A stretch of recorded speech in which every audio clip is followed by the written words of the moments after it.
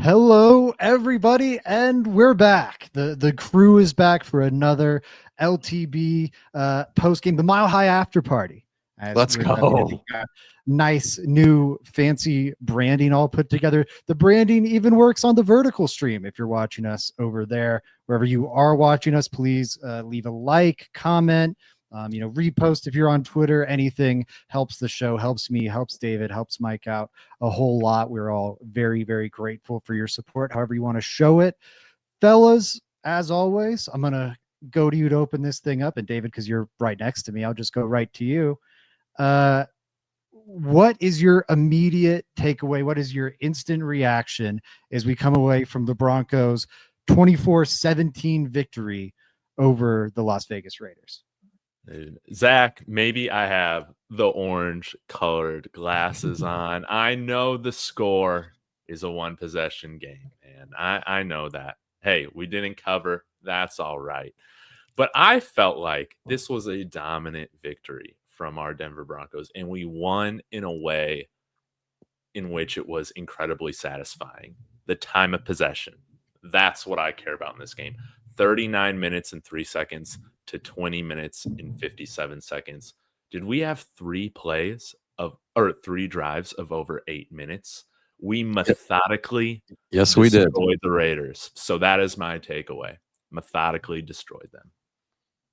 Yep. And up until that last drive where they weren't really going for points, they had multiple opportunities to kick the field goal. They decided they wanted to run clock instead. I think analytics would support that decision, but as a result, they come away with, or prior to that drive, I'll exclude it for the sake of easy math on my part, 3.6 points per drive. Top of the league right now is 2.99. So, the score isn't super high because the pace of play was so slow and there were so few possessions in this game. But, the Broncos performed, from a scoring perspective, like a hyper elite offense. Even like anything over 3 points per drive is pretty ridiculous. Mike, where are you at as we come away from this one? All right. First of all, I'm so psyched that I got to relax and watch a football game. I've been asking for this for a few weeks. Me and Mikey were just hanging out, having a little soother, kicking back, watching the Broncos. I want to say something to David. Is it David Youngkin? Yeah. All right, David, this is for you. He says no disrespect, but that was not a dominant win. You know what? Here's my retort. 14 plays, 81 yards, 8 minutes, 54 seconds, time of possession. 14 plays, 91 yards, 9 minutes, 13 seconds, time of possession, TD, both of those. 18 plays, 90 yards, 10 minutes, 17 seconds, time of possession, field goal. Boom, ball game.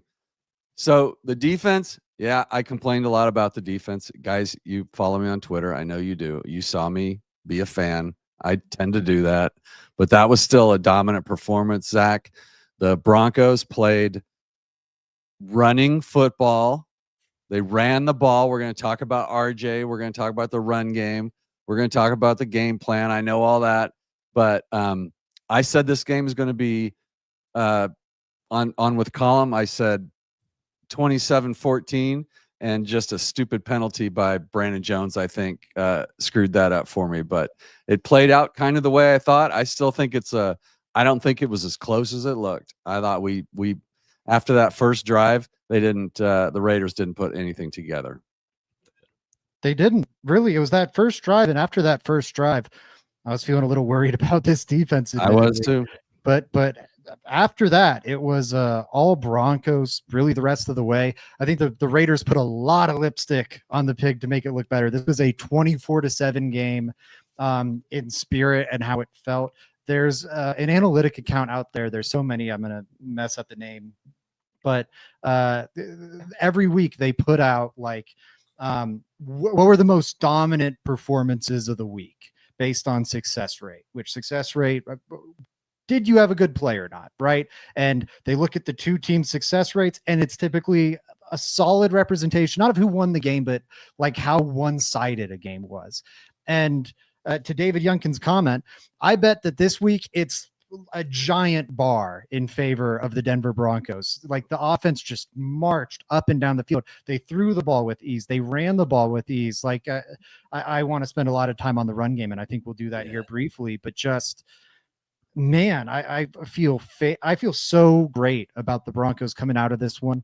And I know it ultimately ended up as a one possession win. So I won't say multiple possession or double digit, but after, and Mike, I'll start with you this time.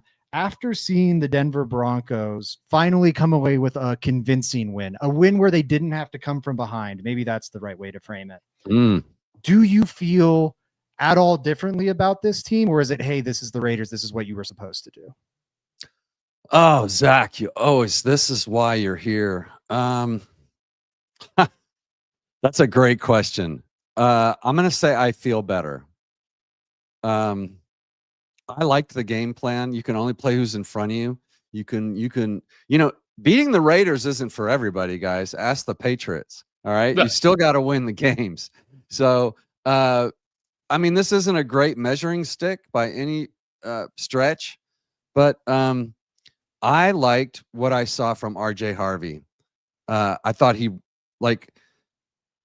the guys on the other side of the line of scrimmage are still hitting hard, and he was fighting for yards, no fumbles. He looks explosive. I thought he was pretty decisive the whole night. I think he averaged 4.5 yards a carry. So I feel better. I feel better about certainly about what I saw from Bo Nix tonight. This is a string of 3 good games from Bo Nix, warming up for the playoffs. That's what you want to see. You want to see him ramping up. We were worried early in the year about sophomore slumps and is he regressing and all that BS you saw. Hang on, guys. Bo is just getting warmed up. Stock up, baby. Let's go. I'm with you. But David, actually, I want to get your response on this quick. Are you feeling at all differently about the team after this performance, or like I said, is it just, hey, this is what I expected? I feel no differently about you. I don't know. Now that it's hit me, dude, 10 straight wins, dude, I feel like this team's invincible, to be honest. And Mike, you pointed it out. I just had the game logs opened because, these 3 games that Bo Nix has played against Kansas City, Washington, and now Las Vegas, again, it's not going to show it on maybe the stat sheet in terms of the touchdowns and stuff like that. But I think that he's played really, really, really good football from quarter 1 to 4. Just about as good as you could ask for. Again, that 1 interception to Bobby Wagner last week. But, man, this might have been his best, complete game of the season. 81 it was his best completion percentage of the season, dude. Yeah. He was getting everything. His pocket movement was great. Rolling out. And you even had some players make some tough catches when it wasn't thrown perfectly. Shout out to Courtland Sutton. I think that was on a 3rd down. By his knees. Yeah. So it does give me confidence that, hey, we can come out and handle business. That's what we did.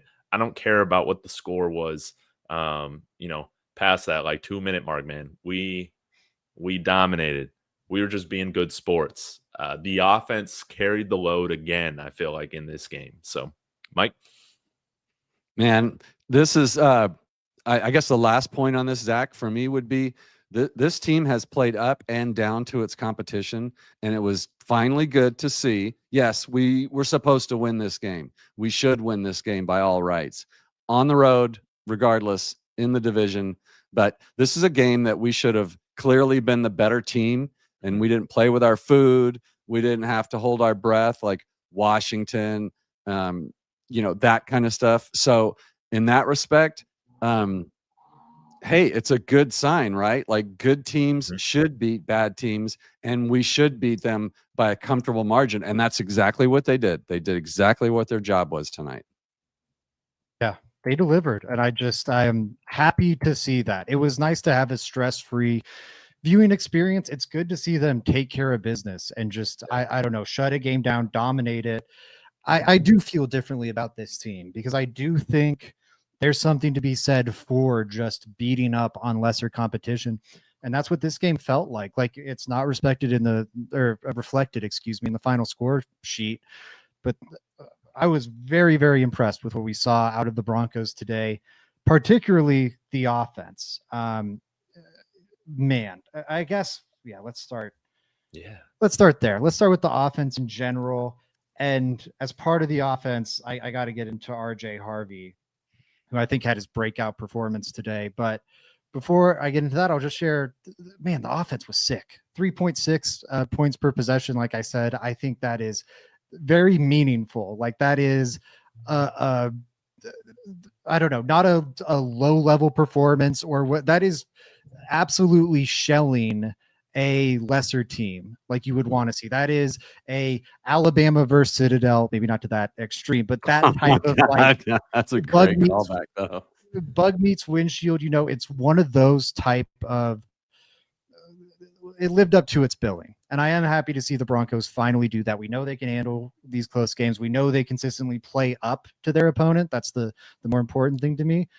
But making it so you're not risking stubbing your toe in these easier games is also going to be huge. Like once you get a game put away, it's good to see. And I also think it's the culmination of something the Broncos have been building towards all season. The reason so many of these games were close, and this was something that Joey was really pounding on our Thursday show or Wednesday show, excuse me. The reason these games were so close was the Broncos have a great defense and a low scoring offense. And you like pair those two things, you're going to have a lot of like close games, whether you're winning them or losing them. Mm-hmm. And the Broncos were coming out on the right end of things. In recent weeks, to what y'all have just been saying about Bo, the offense has started to turn a corner and get more points up on the board. And I think last week probably would have been that first blowout if Kingsbury or multiple possession win, comfortable win, however you want to frame it. If Kingsbury didn't have like the game plan of his life, just shredded Vance Joseph. Now I think we're going to see more of that, you know, the defense we've seen for much of the season. That's a very high end defense going up against, oh, that's weird. Why did that come out that way? Whatever. I was just looking at the vertical graphic, going up against, you know, this Raiders team. I'm really happy to see that, but let's get into the RJ Harvey of it all. Had his best game of his young career. Let me see if the stats are up yet. Does anyone have the I do. That's right in front of him. Read him off to us, Mike. 17 carries, 75 yards and a touchdown, averaged 4.4 yards a carry with a long of 15. Guys, I did a whole show on this. I sent it to you with the amazing response I got from it because it still freaks me out a little bit. But, you know, the whole premise of this show that I was doing was, we need every down back. And RJ Harvey looked like an every down back tonight, guys, to me. Mm-hmm. Like, Zach, I'll let you do all the EPAs and all that stuff. But after watching football and studying football for 150 years, like I have, he looked fine to me. He ran hard. Like he looked like a running back that was not afraid of contact. He ran through contact. He fell forward. The one that I thought looked really ugly ended up being a face mask. And then Jaleel, I hate to jump to Jaleel, 5.5 yards per carry on 4. So, I mean, limited sample size. And then add Prentice in there, who's a little unsung hero. I think we Broncos fans can feel better about this run game, even against a team that apparently has an aversion to tackling very well. The run game looked collected. And I think it was Tanner that called it out earlier. I just want to call out Tanner. Thank you for the comment. No cute calls tonight, guys. You know I hate when Sean gets cute.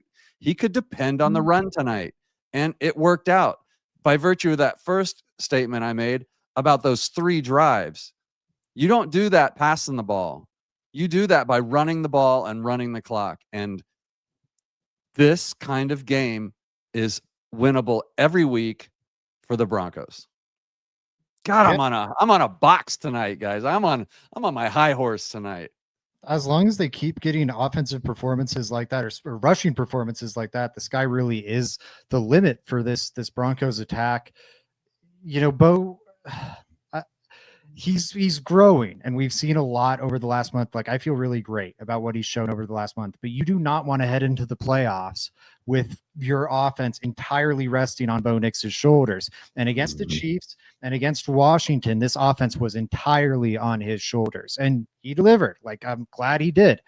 I don't want to be in that situation come January. And RJ Harvey today, and to your point, it has to happen against better competition too. But today he looked like a different back. To me, it's not just, the Raiders are bad or whatever. Harvey, his contact balance that was so great in college, and I think even really good that first week against Tennessee. He's been going down with so many like arm tackles this season. And then today, out of nowhere, he was like the hardest guy to tackle. He's a hard tackle. For about 3/4 of the game, he felt like the best player on the Broncos offense, honestly. But David, where are you at with RJ Harvey? Are you feeling as hyped as the two of us here? Yeah, I guess when you ask the question, do we feel different about this team? Yeah, I do, because I'm a lot less nervous, I guess, about the running back situation right now with how we've seen RJ Harvey carry the load in this game. 23 touches is what he had. So he had 75 yards on the ground. He also had 6 catches for 25 yards. So 100 yards from RJ Harvey today. And yeah, some of the crucial plays on third down, breaking tackles, staying upright. It felt like, for the most part, I mean, for a smaller guy, just always falling forward for a lot of these runs. And it wasn't just the outside stuff.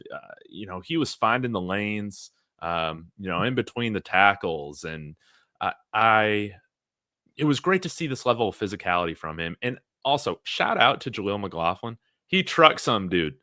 I don't know if I can remember a time that he's done that. That was awesome. So to see both of those guys kind of running with a tenacity that embodies the spirit of J.K. Dobbins, even though he's not on the field, man, it's really great to see. And Bo Nix completing over 80% of his passes today, I don't think is a coincidence when you run the ball the way they did for over 150 yards. Like you said, 40 minutes of this game was with the ball in our possession. And that's insane. That's domination. Another element that helped that was the short passing game. Like, they had a lot of excellent screens, excellent throws out to the flat.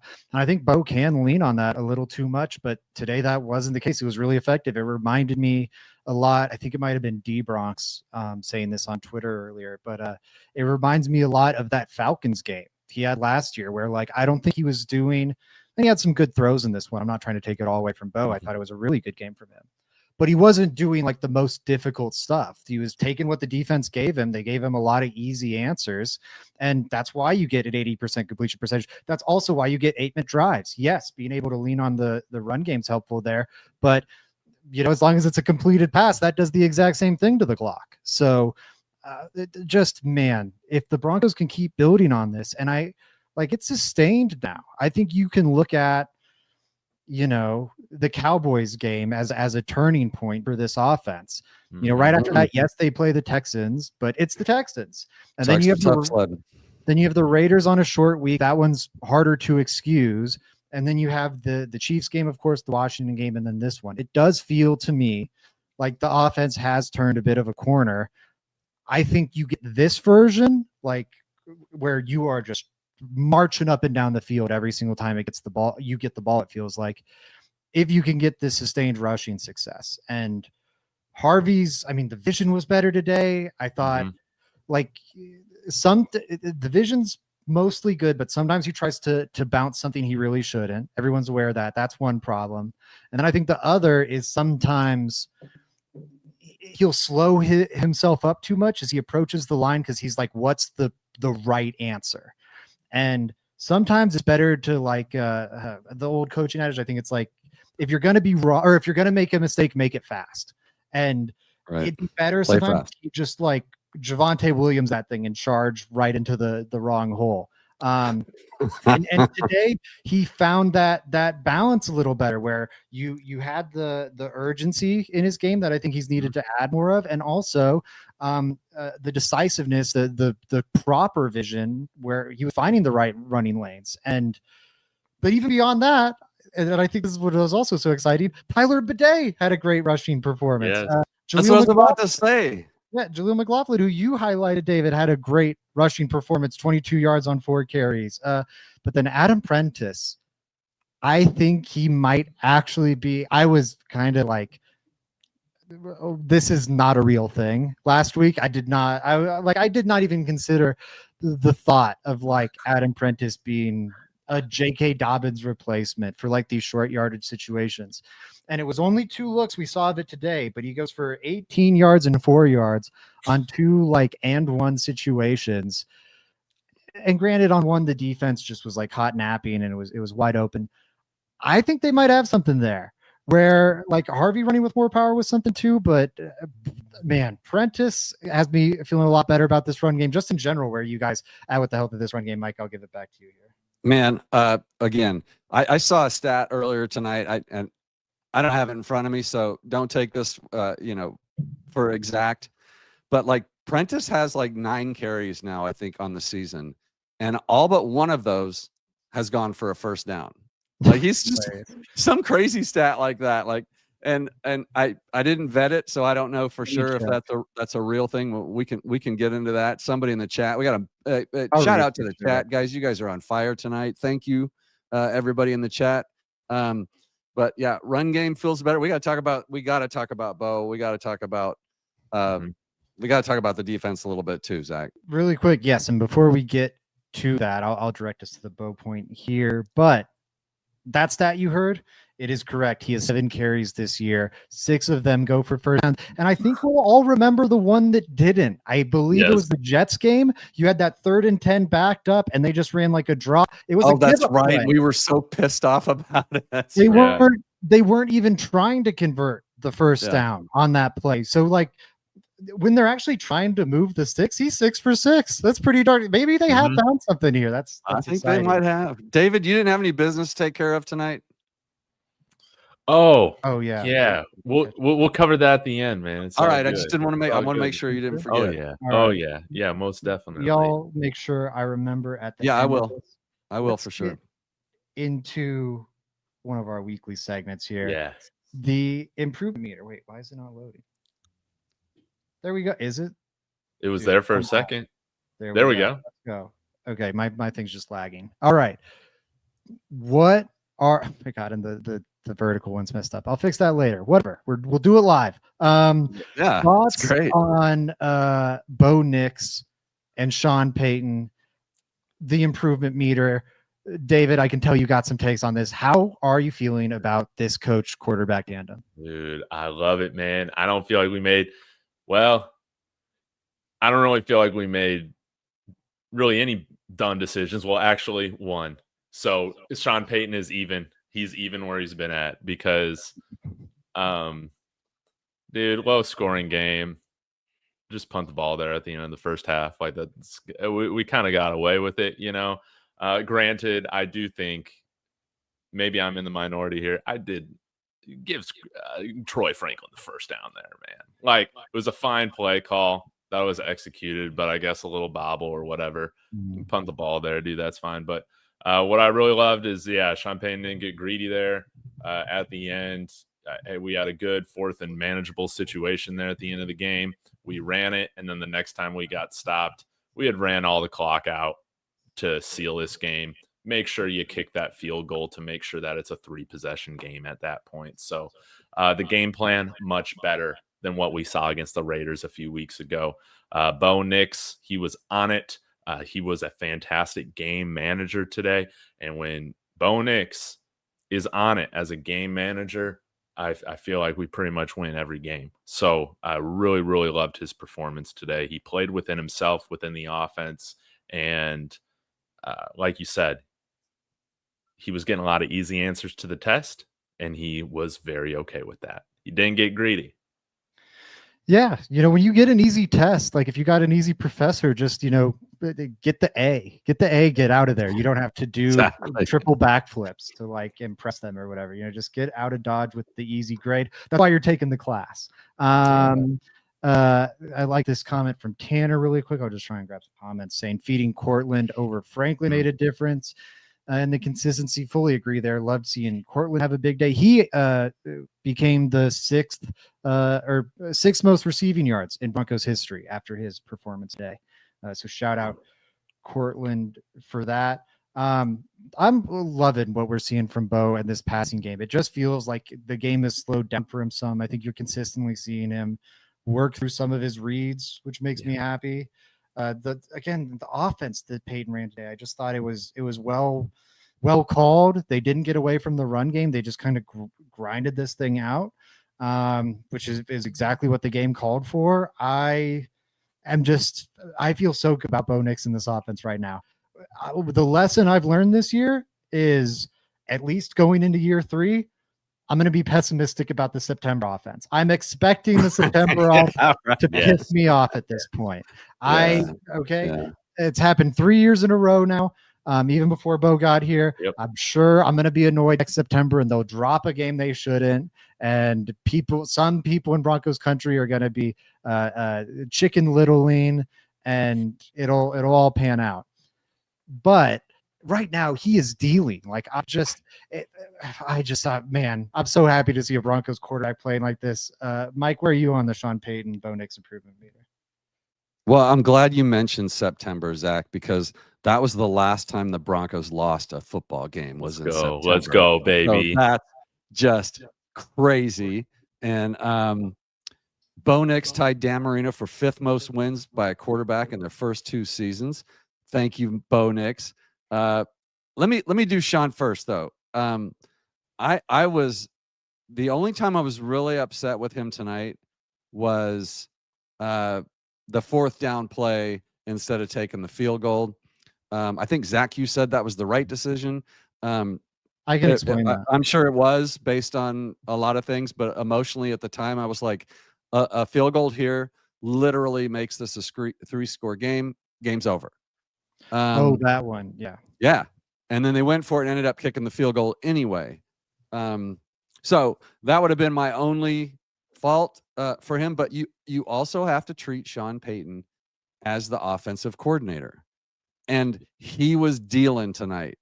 Bo was dealing tonight. 11 different receivers caught a pass from Bo Nix tonight.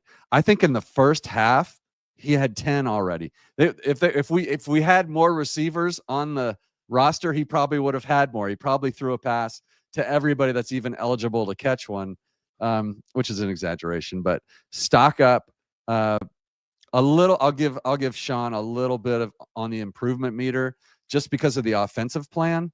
I thought the game was smooth. I was also pretty angry that it seems like nobody on the Broncos staff has their eyes on the play clock, because Bo certainly doesn't seem to be watching it all the time. Like, can we please just call a timeout in critical moments instead of getting a 5-yard penalty and a delay a game? Like, is there no one that could stand next to Sean and say 3, 2, 1 and have him call a timeout? Bo Nix up though. Great game. Perhaps one of his best games of the season. Yeah, I fully agree. And I will say on the Payton decision stuff, because I do think there were some odd things that popped up, at least. The one where they could have made it 3 possessions, I'm with you on. I think the justification there, if I remember right, it's 4th and inches. They're up 14. Field goal obviously makes it 17. And they decided to run clock. Ultimately, they do kick the field goal later on that drive. I think the reasoning there is it's 4th and inches. The odds of us picking up these inches and keeping them, or picking up these inches and then being able to drain 2+ more minutes off the clock is more valuable than the 3 points and the field position. Yeah. And then I think that calculus changed once you had, I think it was like 4th and 1 or 4th and 2. So it was a little longer to convert, and you would then drain 2 minutes off the clock. So now it became even harder. At that point, the difference between a 3-possession game and a 2-possession game was even greater because now you've got so much less time to work a third possession in there. So I think that was that one. I would have probably leaned field goal there. I don't know what the like analytic decision bots would recommend there, honestly, but I can at least wrap my head around it. End of the first half one, I know there was some questioning of that. That actually made sense to me. That one I didn't wonder about too much. Lutz comes out for the 58-yarder. They take the delay of game. Raiders decline it. They immediately punt. To me, that reads as so. Sometimes you'll trot the punter out, or sorry, you'll trot the punter out. You'll take the intentional delay of game, and then you'll go, hey, we got 5 more yards for our punter to work with. Coaches over like the last decade or so have gotten smart and have started to go, we're not going to give you those 5 yards you want. Why on earth would we do that? You want those yards. We're not going to give you those. So I think Payton was trying to do some reverse psychology, like, oh, we're trying to kick a field goal here. So if someone's kicking a 58-yarder, those 5 yards to make it a 63-yarder are hugely valuable.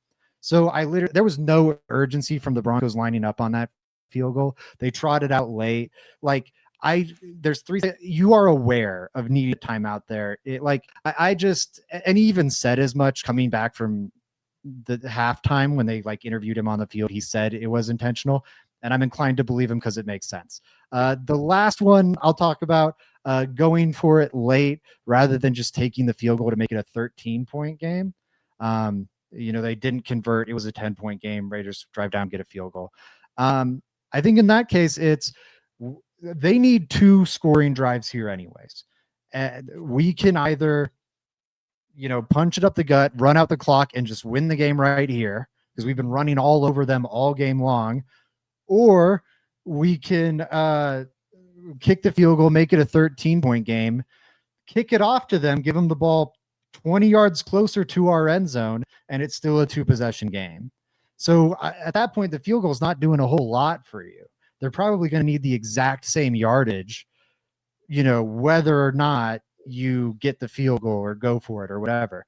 Going for it gives you the opportunity of ending the game right then and there. So some things I think you could quibble with, but they were all very defensible to me. I liked what Payton did in this game. My Payton knock, and we had Rock Walker bring it up in here. Is that comment not highlighting? God, my system's all laggy. The penalty and procedural issues, like the delay of games that you guys just highlighted, and all the other penalties, like lining up offside, stuff like that should not be happening this far into the season. Is there anything else you guys want to say on the offense before I move us to our next topic here? Yeah, I think we won the draft. Ashton Genty, RJ Harvey, the battle of the 5'8" running backs. I'm calling it. We win. All right, I'm kidding. Zach, before you say anything, I'm half joking.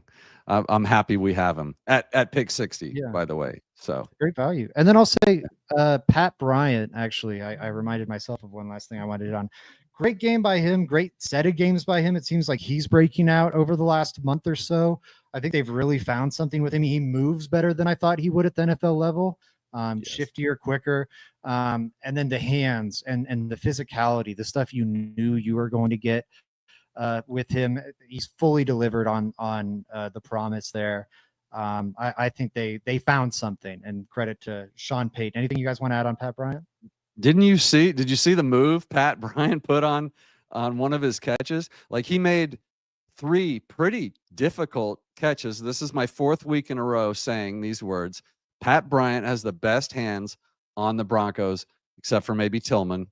And he is starting now that he's starting to look more and more comfortable out there. He's starting to look more explosive out there. Yes. He looks like a playmaker too. Like, his targets it's always like this many targets equals this many catches. Like, he just rarely doesn't catch the ball.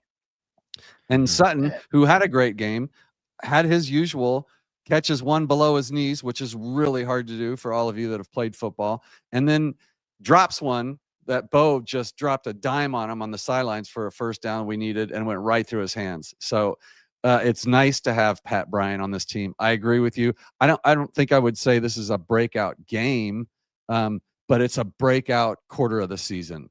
Like, we are seeing a really good looking wide receiver for the Broncos. And not only is it like balls thrown Pat Bryant's way, it's a catch, or he gets his hand on it, it's a catch. But you throw the ball Pat Bryant's way, I'm trying to confirm that. You're gonna get a first down. You probably get a first down. So he had 32 yards today on 4 catches. I don't know how many of those were converted into first downs. Entering today, he had 18 catches, 15 first downs. That is a bonkers rate of moving the Automatic. sticks. He's almost automatic. He needs to be our number 2 option, man, in the wide receiver core. He's just so dependable.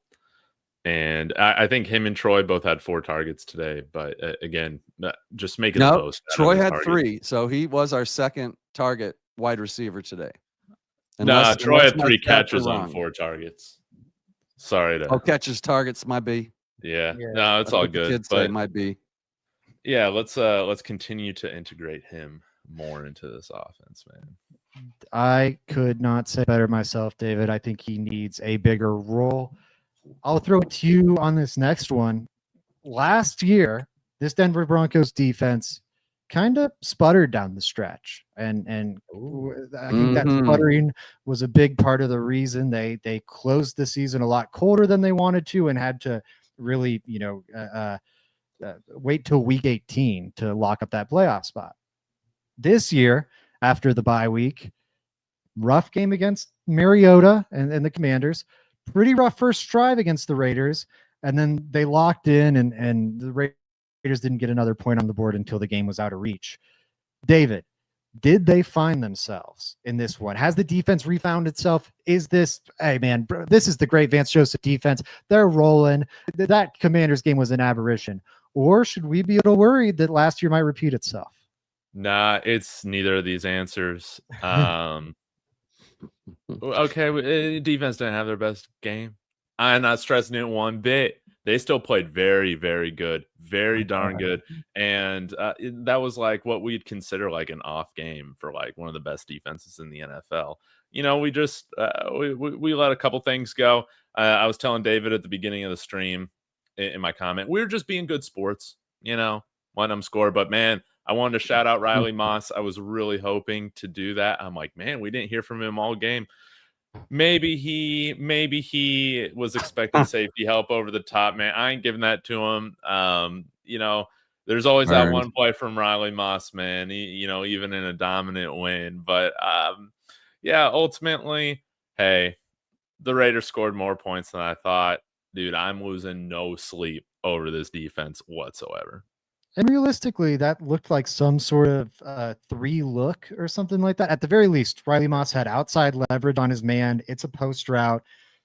That dude's fast too. Like I get that was the first touch of his career, but if line up any cornerback in the league in that spot, give him outside leverage on a fast receiver and a post across their face, and no safety help on the inside. It's not good. You're outside leverage for a reason. It's because you go, oh, well, I got help on the inside. I'd kick it beat to the outside, and the help didn't come. So I'm with you, David. I feel so bad for Riley Moss. It's like the most visible things pop up with him, and I'm like, God, fans are going to be so mean to him about that. And like, I'd say 70% of the time, it's not even his fault. It's just like, oh my God, that receiver turned into friggin' Calvin Johnson for a second, or like some nonsense like this where it's someone else's blown coverage, not his. Yep. Or a bad call by the refs, or whatever it might be. Love the Riley Moss shout out. Mike, what stood out to you defensively? I definitely got some people I want to shout out, but I'll throw it to you first. I was a little disappointed in them tonight, to be honest with you. Really? I'm surprised. So yeah, just I think I was disappointed in VJ, I think, more than the players.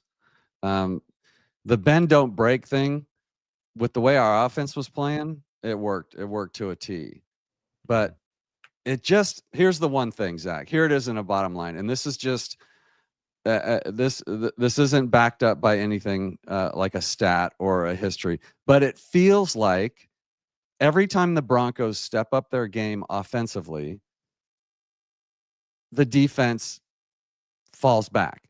We go down and score, you can almost bet $1,000 that their offense is going to come right back and score. Like we just can't seem to get our foot on the pedal and keep it there sometimes. So that would be my one complaint. But honestly, that's kind of a symptom of playing the bend don't break, which is what we do.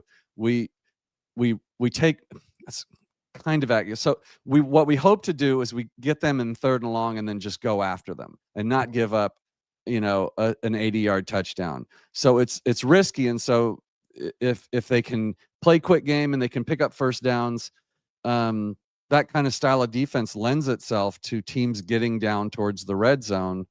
And then we just tighten up and maybe they get a field goal. So I actually don't have a big problem with it, but it does seem pretty easy between the 20s sometimes if we're not getting them in 3rd and long. It scares me a little bit that these our inability to get off the field, and Zach, maybe how good the Broncos are. Are we still good at getting off the field on 3rd down? Because for a while there we were, and it doesn't feel like we are now. That's a good question. I would agree anecdotally with the point for sure. And the point about the moving the ball between the 20s. It does feel like the Broncos defense is at its worst there, and then at its best in the red zone, of course. But yeah, I gotta say, I was overall pretty happy with the defense. I had a vein popping out of my head, I'm pretty sure, after that first drive, because I felt exactly what you're saying, Mike. Like, oh my God, these last 2 weeks, finally the offense is good, and now we're just gonna get destroyed by Geno Smith and Marcus Mariota. Like, yeah, exactly. I was legitimately like, I've been anxious and nervous, and maybe even like frustrated during this Broncos season. I don't think I was like legitimately angry. The leverage penalty. This was the first time since like the leverage penalty, and they cruised to a victory.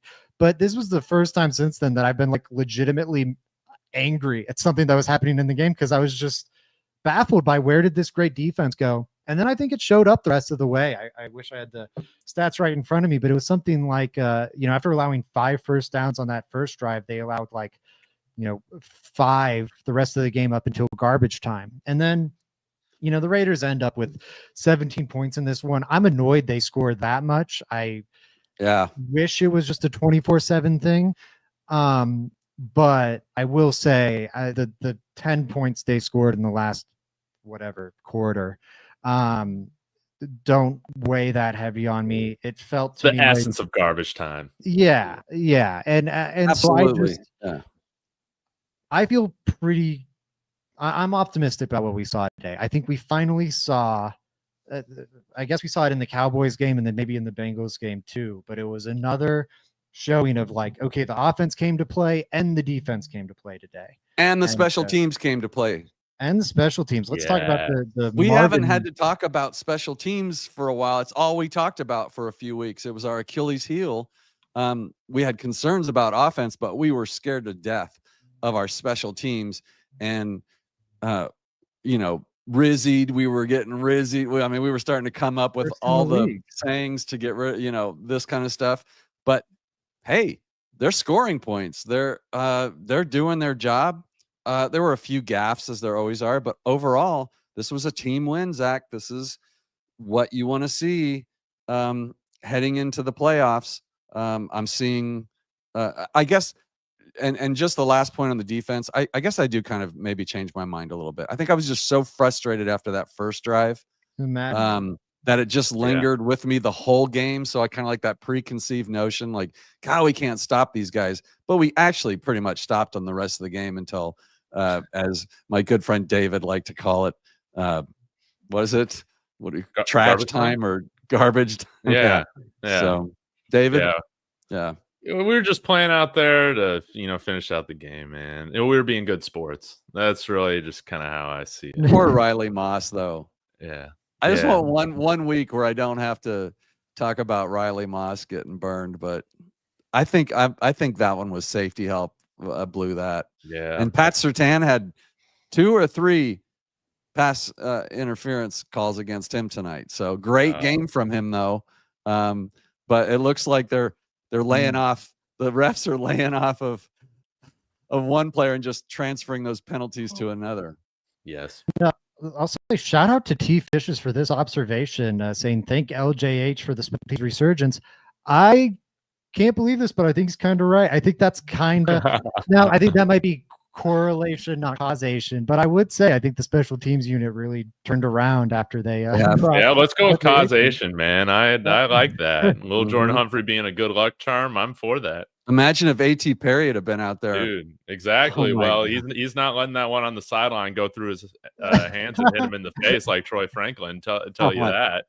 Yeah, Troy's hands are way too big to allow that to happen. But we got a hand. We need to get a hand measurement on Troy Franklin. Yeah. But the special teams great. Hey, shout out to Crawshaw. 1 punt today. Again. Amazing. Went to the 5-yard line. Thing of beauty. Yeah, it was. Yeah, with our defense. I mean, Crawshaw.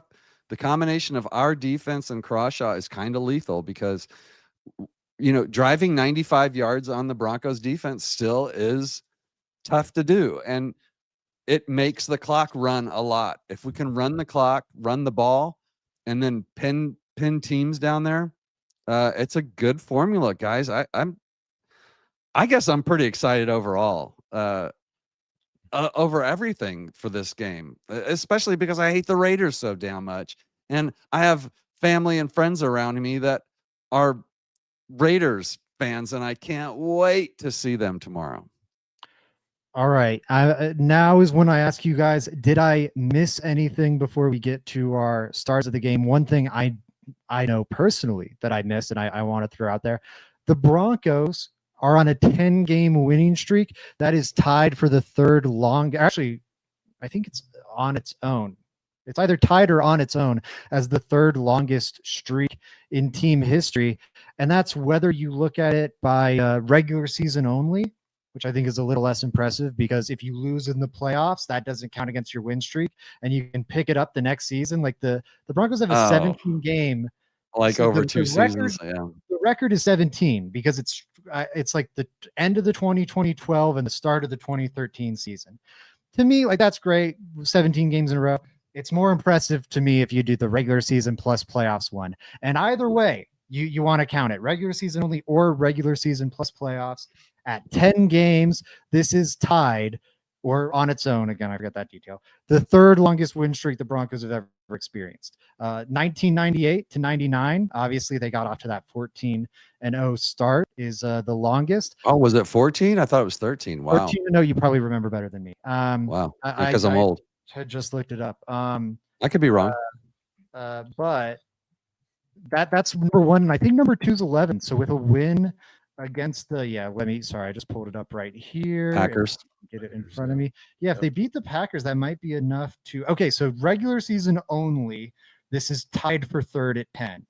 14, which was the end of 97 into the start of 98, is second. And then that 2012 to 2013 one I mentioned is first. If you don't do that nonsense, you look at regular season plus playoffs, 18 when they won the Super Bowl in 97 and then started the next year on that 13-0 run. They closed 97 on a 5-game win streak, started off the next year on a 13. That's the record at 18. After that, 2012 with Peyton Manning. Remember everyone, they go 2-3 to start the year, I think, and then he's 11 straight to close out the year, something like that. Or 1-2 and then 1-3 and 11. It doesn't fucking matter. And then you've got this year tied with 1984 at 10 in a row, one more win, and they'll be tied for second. That's pretty darn cool. Yeah. That's my. I don't like counting. Note. I don't like counting into the next year because it's different players. It's just those are like team records that mean something. But season, like in a season with the that squad, 10 is just super impressive. I love it. I think we should.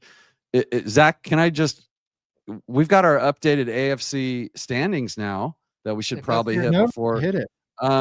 Broncos are the number 1 seed in the AFC. We've got that back right where we belong. We had 99% playoff possibility. It's basically 100% now.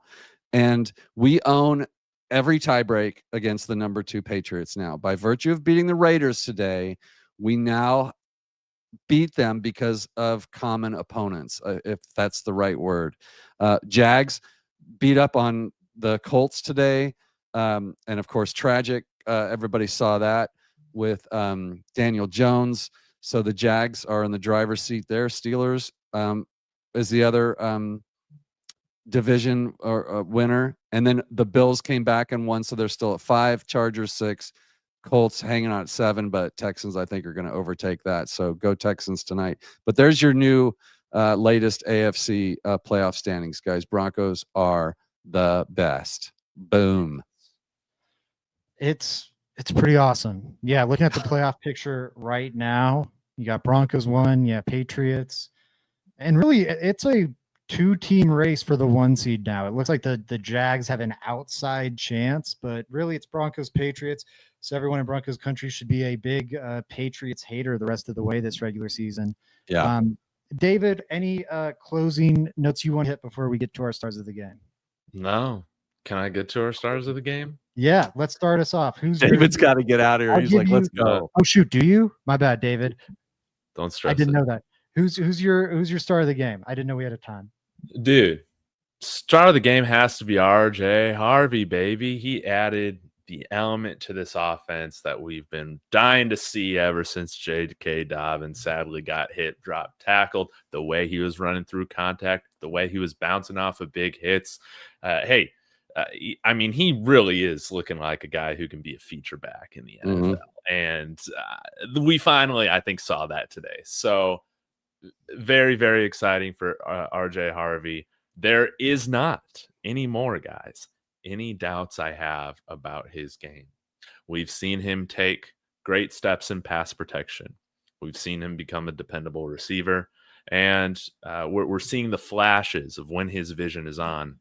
Man, it's awesome. It's awesome to see. So let's continue to build on this, RJ. We need this running game going strong in the playoffs. But yeah, he's great short yardage all over the field.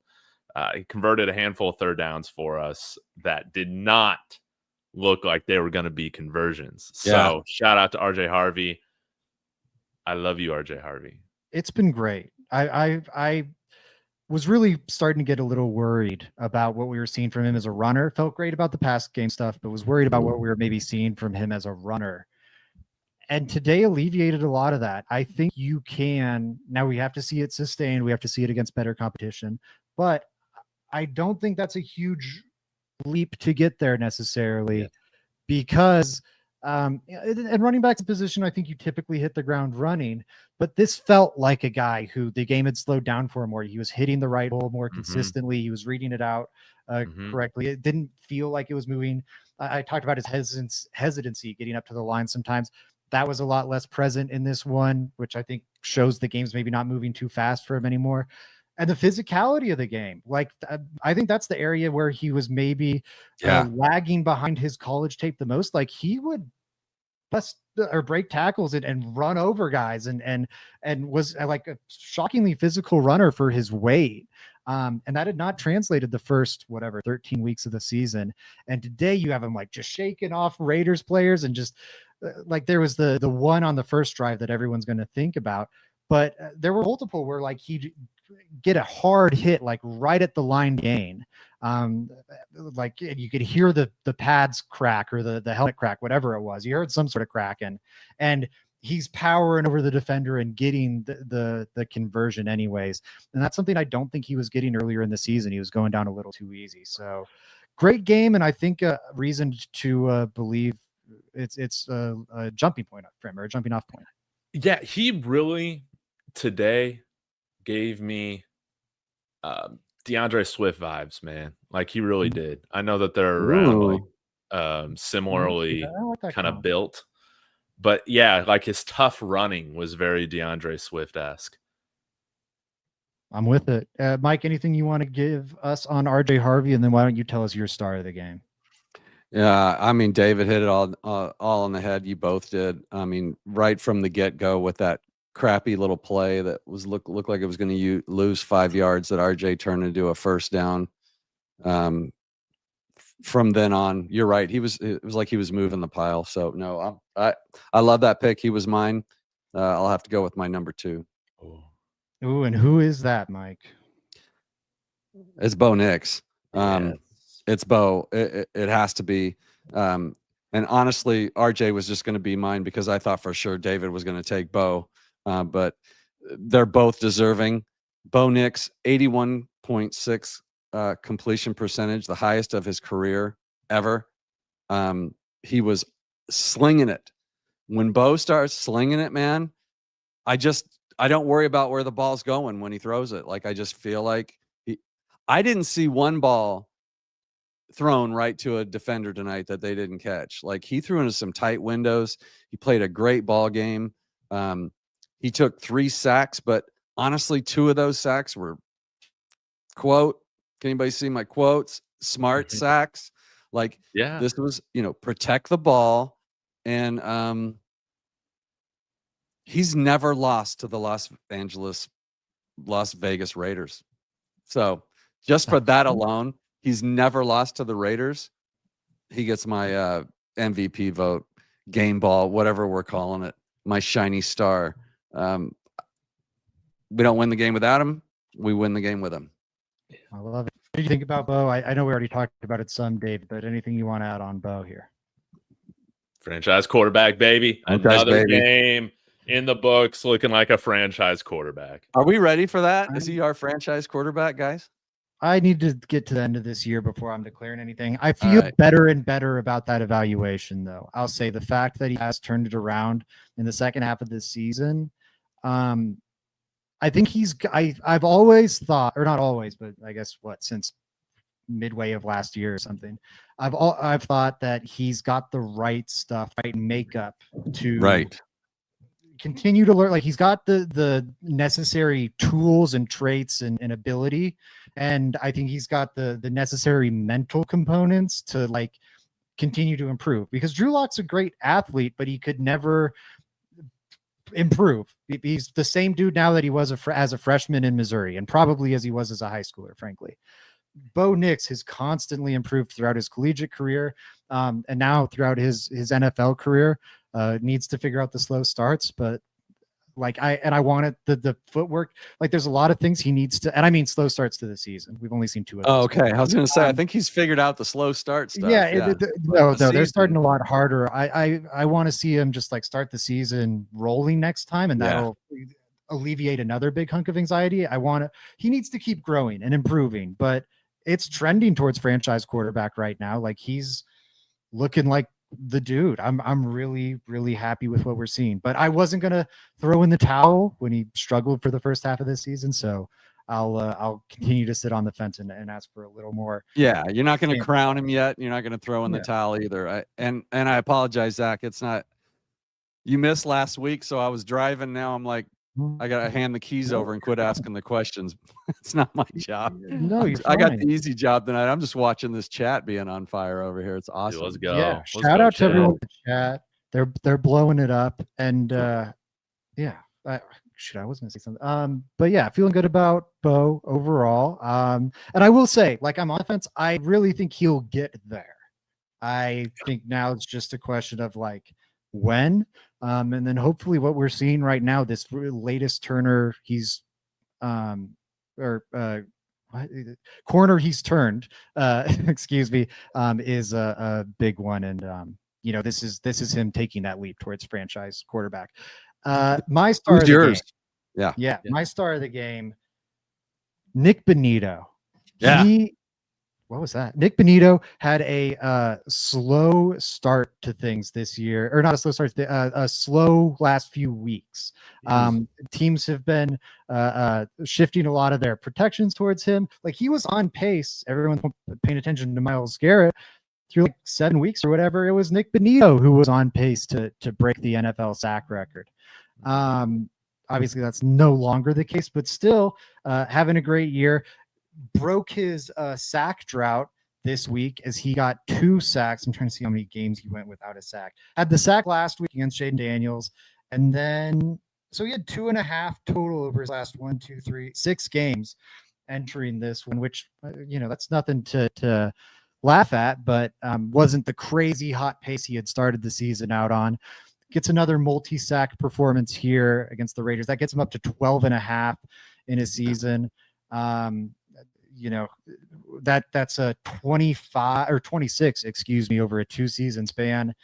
That's got to be up there with Von Miller and like the very best pass rushers in Broncos history in terms of like most production over 2 years. I would have given it to RJ first. I would have given it to Bo second. You guys took the right top 2 picks. So I'll go Nik Bonitto third. Any thoughts on Nik Bonitto before we get out of here, David? No, man. He's amazing. I love him. I love all the Broncos. They're all good.